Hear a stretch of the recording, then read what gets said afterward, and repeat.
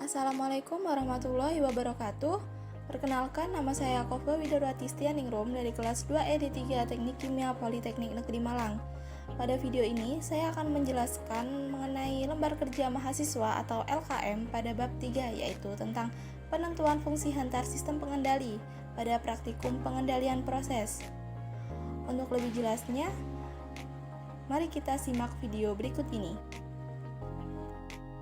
Berikut adalah lembar kerja mahasiswa bab 3 praktikum pengendalian proses dengan modul penentuan fungsi hantar sistem pengendali dengan peralatan pengendali aras.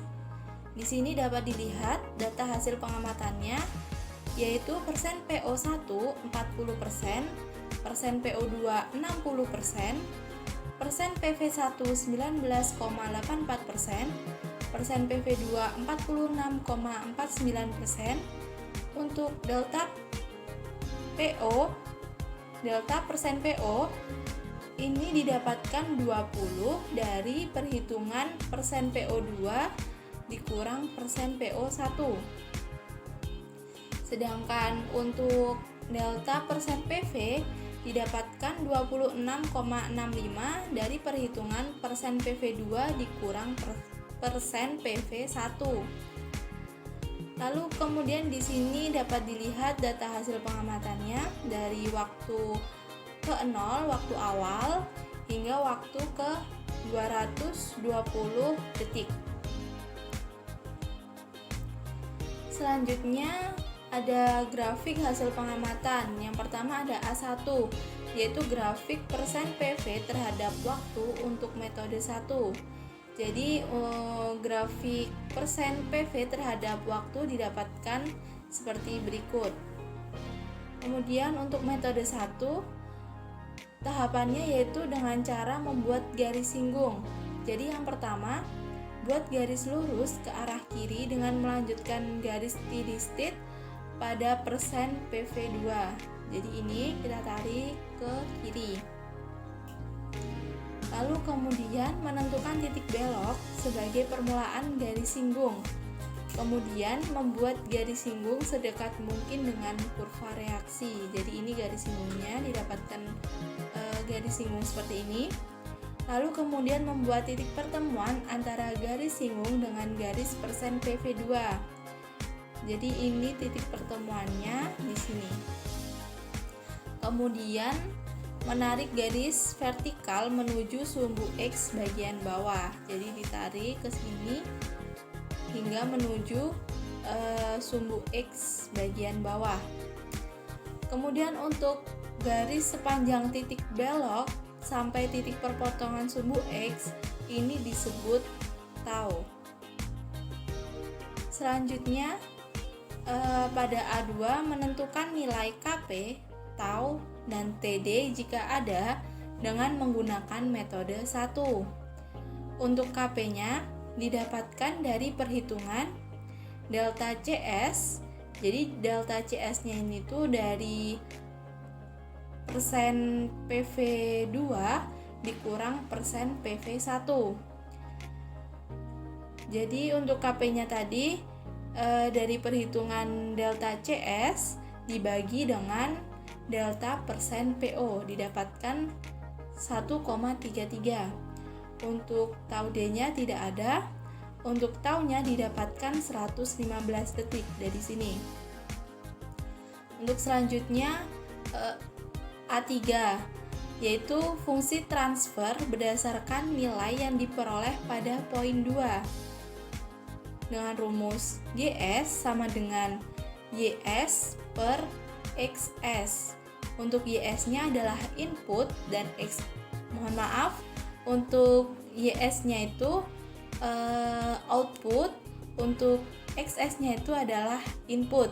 Jadi untuk outputnya ini atau YS-nya ini adalah KP, sedangkan untuk XS atau inputnya ini adalah tau S plus 1. Jadi dimasukkan KP-nya 1,33 sama dimasukkan taunya 115 S plus 1. Kemudian di sini kita cari GS-nya dengan cara inverse Laplace-kan bilangan ini. Bilangan GS 1,33 per 115S plus 1. Jadi untuk XS-nya ini 115S plus 1 dipindah ruaskan ke kiri menjadi 115S plus 1 GS sama dengan 1,33. Kemudian untuk menghilangkan 115-nya ini kita bagi dengan 115 menjadi S plus 0,0087 GS sama dengan 0,01156. Kemudian kita pindahkan ruas lagi nih XS-nya menjadi GS sama dengan 0,01156 per S plus 0,0087. Kemudian baru kita inverse Laplace-kan menjadi GS sama dengan 0,01156 inverse Laplace 1 per S plus 0,0087.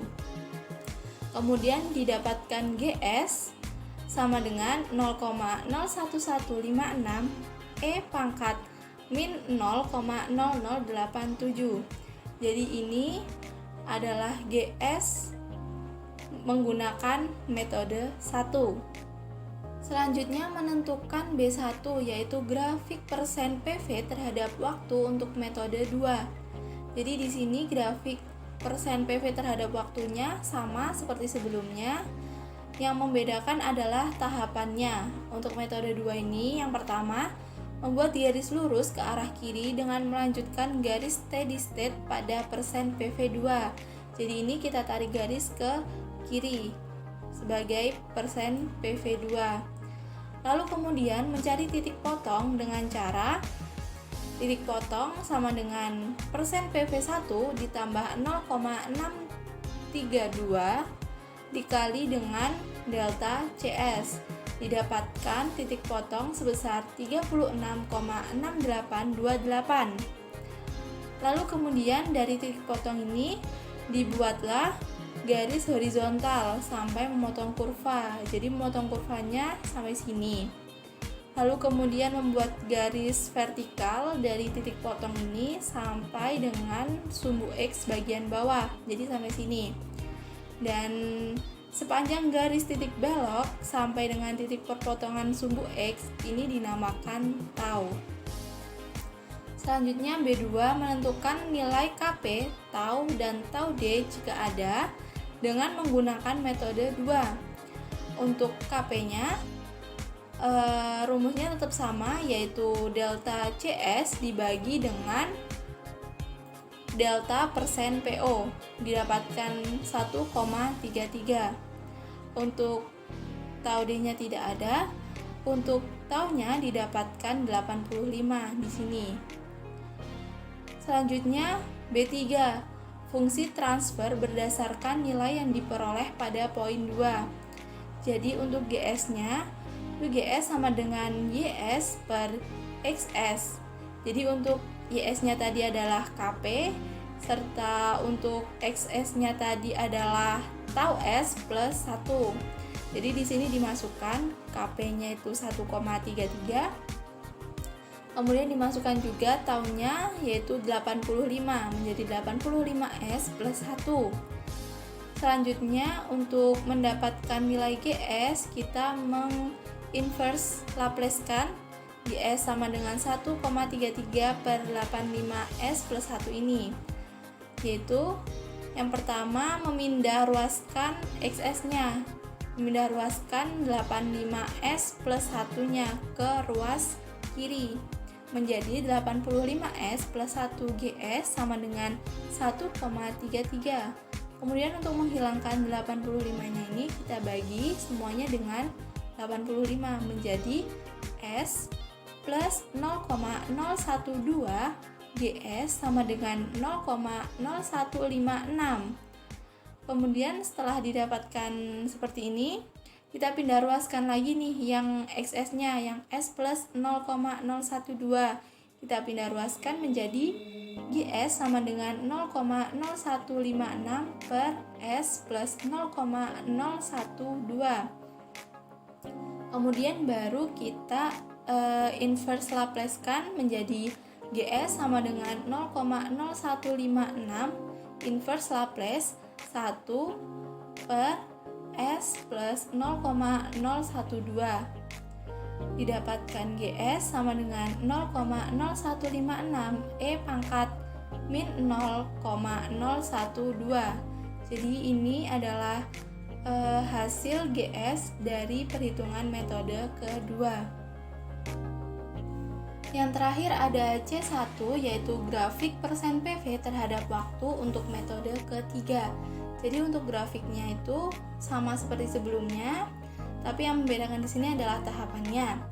Jadi untuk yang metode ketiga ini, yang pertama kita mencari titik T1 dan T2-nya terlebih dahulu dengan cara T1 sama dengan persen PV1 plus 0,283 kali CS dikali delta CS. Didapatkan T1 sebesar 27,38195. Kemudian untuk T2-nya didapatkan dari persen PV1 plus 0,632 dikali dengan delta CS. Didapatkan T2 sebesar 36,6828.